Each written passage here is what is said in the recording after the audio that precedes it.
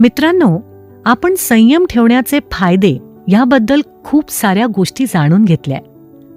आता तुमच्या हातात आहे की संयम ठेवायचा की नाही ठेवायचा, कसा ठेवायचा हे तर सांगण्याचा भरपूर प्रयत्न आम्ही या शोच्या माध्यमातून केलेला आहे. थोडक्यात आपण पाहूया की आपण काय काय ऐकलं. तर यामध्ये आपण सुरुवातीला अतिघाई संकटात नेई, म्हणजेच कुठल्याही कामामध्ये आपण जेव्हा गडबड जास्त करतो, गोंधळ जास्त करतो किंवा घाईघाईमध्ये काम करतो, तर ते काम चांगलं होण्याची शक्यता अगदीच नाहीये. घाई गडबडीने केलेल्या कामातून यश मिळणं हे थोडंसं अशक्य असल्यासारखंच असतं. त्यामुळे घाई न करता संयमानं वेळ बघूनच पेशन्स ठेवून केलेलं काम कधीही चांगलं. कोणत्याही परिस्थितीमध्ये स्वतःचा आत्मविश्वास ढळू न देता शांतपणे निर्णय घेण्याची जी क्षमता असते त्याला संयम असं म्हणतात. निर्णय घेण्यासाठी सुद्धा तुमच्याकडे संयम असणे गरजेचे. संयम नसताना घेतलेला निर्णय कायम फसलेलाच असतो.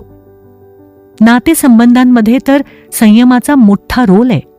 कुठलंही नातं टिकवायचं असेल तर त्यामध्ये तुम्हाला संयम दाखवावाच लागतो. ॲडजस्टमेंट करायची असेल, माघार घ्यायची असेल, तर अशा वेळेला तुमच्याकडे जर संयम नसेल तर तुम्ही हे करूच शकत नाही आणि मग नातं तुटतं. कुटुंबामध्ये, मित्रमैत्रिणींमध्ये आणि आपल्या रिलेशनशिपमध्ये सगळीकडेच तुम्हाला हे संयमाचे मोठे मोठे परिणाम दिसायला लागतात जेव्हा तुम्ही संयमी होता.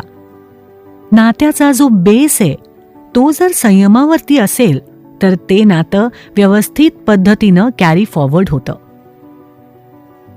करिअरमध्ये सुद्धा खूप संयमानं गोष्टी कराव्या लागतात.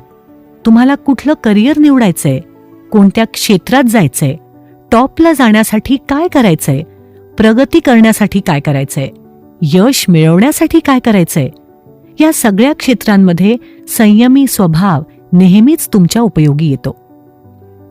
कामाच्या ठिकाणी, ऑफिसमध्ये, बिझनेसमध्ये तुमच्याकडे जर संयम नसेल तर तुमचं काम व्यवस्थित नाही होणार.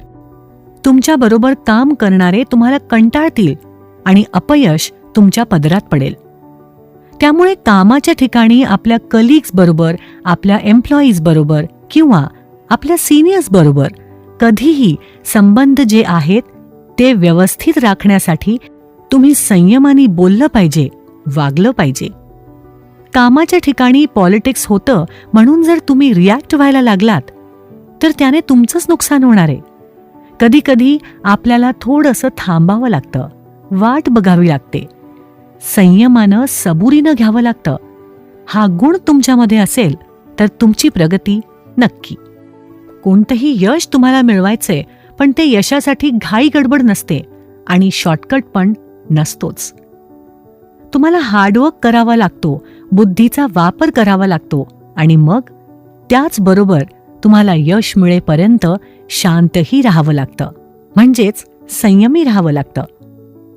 मग जे यश मिळतं ते परमनंट असतं. गडबडी आणि घाई गोंधळात शॉर्टकटने मिळवलेलं यश कायम तुमच्या डोक्यात जातं आणि मग हे डोक्यात गेलेलं यश तुमचं डोकं खराब करतं. आपल्याला थांबायचंय कुठे हे कळलंच पाहिजे. जर ते नाही कळलं, थांबायचंय कुठं, ताणायचंय किती, बोलायचंय किती, हे जर नाही कळलं तर याने खूप मोठे प्रॉब्लेम्स होतात. आणि याही ठिकाणी तुम्हाला जर काही उपयोगी पडतं तर तो तुमचा संयमी स्वभाव. आपण बोलताना खूप गडबड करत असतो, समोरच्याचं न ऐकता फक्त आपलं मत समोरच्यावर लादत असतो आणि यामुळे सुद्धा खूपदा प्रॉब्लेम होतो. त्यामुळे बोलताना संयम ठेवणं, बोलणाऱ्या स्वभावामध्ये सुद्धा शांत राहून गरज असेल तर गरजे इतकंच, गरजेपुरतंच बोलणं, याने सुद्धा खूप सारी कामं तुम्ही सहज करू शकता. संयम ही पर्सनॅलिटी सुद्धा आहे. ज्या लोकांकडे संयम असतो, जे लोक यशस्वी असतात, शांत असतात, त्यांची पर्सनॅलिटी जगात उठून दिसते. शांत आणि संयमी स्वभावाचा माणूस हा सगळ्यांनाच आवडत असतो. त्यामुळे हा गुण तुमच्यामध्ये जर नसेल तर तुम्हाला डेव्हलप करणं गरजेचं आहे. संयमी स्वभाव निर्माण होण्यासाठी तुम्हाला योगा, मेडिटेशन आणि आध्यात्मिक टच असणं गरजेचं आहे. योगासनांमुळे मनावरती आणि आपल्या शरीरावरती दोन्हीकडेही ताबा मिळवता येतो. आजकाल संयम स्वभावात नसल्यामुळे लोकांना मानसिक प्रॉब्लेम्स होत आहेत आणि त्याच्यातून शारीरिक प्रॉब्लेम्सवरती सुद्धा ते लोक जातात. थोडक्यात आपलं आरोग्य सुद्धा आपल्याच हातात आहे, जर तुमच्याकडे संयमी स्वभाव असेल तर. स्पिरिच्युअलिटी किंवा मेडिटेशन याने तुम्ही तुमच्यामध्ये संयम निर्माण करू शकता. रोज थोडा वेळ आपण मेडिटेशनसाठी देऊ शकलो तर त्याने खूप मोठा इम्पॅक्ट डेली रुटीनमध्ये येऊ शकतो.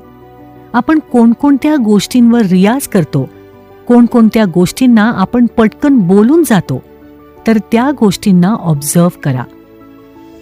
आजच्या परिस्थितीमध्ये हळूहळू स्वतःला सांभाळण्याचा प्रयत्न करा आणि रिॲक्ट करण्याची वेळ वाढवा. रिॲक्ट न करता रिस्पॉन्स करायचा प्रयत्न करा. वाटताना ते अवघड आहे, पण जर प्रयत्न केला तर हळूहळू नक्कीच जमतं. या सगळ्यामध्ये आपण संयम जो आहे, जसा तो हळूहळू तुम्हाला डेव्हलप होत जातो तशी तुमची स्वतःची डेव्हलपमेंट होत जाते, हे आपण प्रामुख्यानं पाहिलं. आता एवढं सगळं ऐकल्यानंतर तुम्हाला जर वाटत असेल की माझ्यामध्ये थोडा संयम कमी आहे आणि तो मला वाढवायचा आहे, तर नक्कीच यातले काही टिप्स वापरून बघा. वापरल्यानं तुम्हाला नक्कीच फायदा होईल याची आम्हाला खात्री आहे.